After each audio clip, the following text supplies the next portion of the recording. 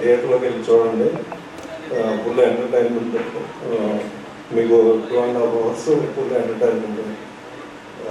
అలాగే హీరో గారికి, రవి గారికి, డైరెక్టర్ కిషోర్ గారికి, మా సినిమాలో సునీల్ అన్నకి, వినయ్ కిషోర్కి, డింపుల్కి, ఆశగా, మురళీధర్ గౌడ్ గారికి, శ్రీనాథ్ గారికి, ప్రసాద్ గారు, మా డైరెక్టర్ ప్రకాష్ గారికి, మా సినిమాలో పనిచేసిన ఆర్టిస్టులందరికీ చాలా చాలా థ్యాంక్స్.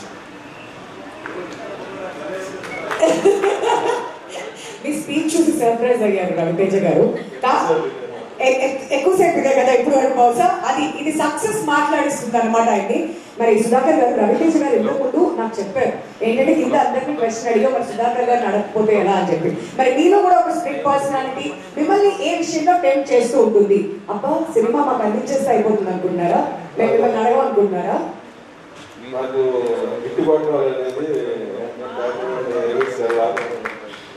వావ్, ఆ టెంప్టేషన్ కూడా మంచి టెంప్టేషన్ అనమాట. ఇటు కొట్టాలి అని చెప్తూ ఉంటుందంట ఇంకో పర్సనాలిటీ. సరే, ఇంకో క్వశ్చన్ అడుగుతాను.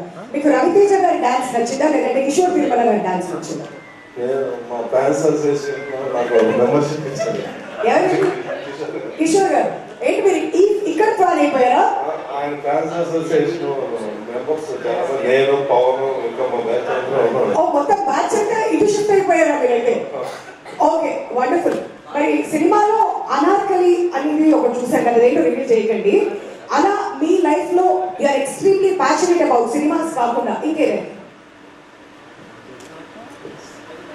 సినిమాలో మీ సినిమానే చెప్తారు మాకు తెలుసు, అది కాకుండా ఇంకేదైనా?